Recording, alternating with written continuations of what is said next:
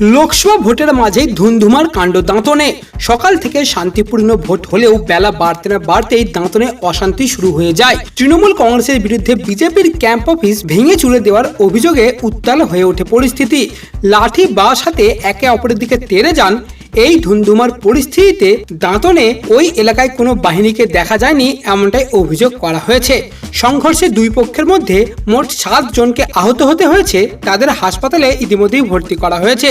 দীর্ঘক্ষণ পরে পুলিশ গিয়ে পরিস্থিতি নিয়ন্ত্রণে আনে। অন্যদিকে আবার বুথের বাইরে পুলিশ কি করছে সেই নিয়েই আজ প্রশ্ন তুলে রীতিমতো অগ্নিমূর্তি ধারণ করলেন অগ্নিমিত্রা পাল। তারই মাঝে আবার অগ্নিমিত্রাকে লক্ষ্য করে তৃণমূল কংগ্রেসের কর্মী সমর্থকেরা গো ব্যাক স্লোগানও দেন। কেসিআরের একটি বুথে রাজ্য পুলিশ ঢুকেছিল এমনটাই অভিযোগ করেন অগ্নিমিত্রা। এরপরে সেখানে বিজেপি প্রার্থীকে রীতিমতো দাবাং মেজাজে দেখা যায়। অন্যদিকে আবার রণক্ষেত্র হয়ে ওঠে গড়বেতা। বিজেপি প্রার্থী এবং তার সঙ্গে থাকা কেন্দ্রীয় বাহিনীকে লক্ষ্য করে ব্যাপক ইটবৃষ্টি শুরু হয়। সেখানে কোনো রকমে প্রাণে বাঁচলেন বিজেপি প্রার্থী প্রণত টুডু।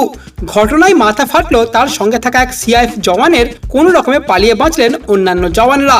এমনকি ঘটনায় আক্রান্ত হতে হয়েছে সংবাদ মাধ্যমকেও। একাধিক সংবাদ মাধ্যমের গাড়ি ভাঙচুর করা হয়েছে। ঘটনাকে কেন্দ্র করে ব্যাপক উত্তেজনা ছড়ায় অ্যাকশন রিপোর্ট চেয়ে পাঠিয়েছে নির্বাচন কমিশন।